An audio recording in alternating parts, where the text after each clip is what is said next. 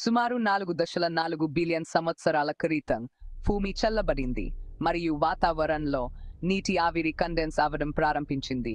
సముద్రాల ఏర్పాటుకు దారి తీసింది.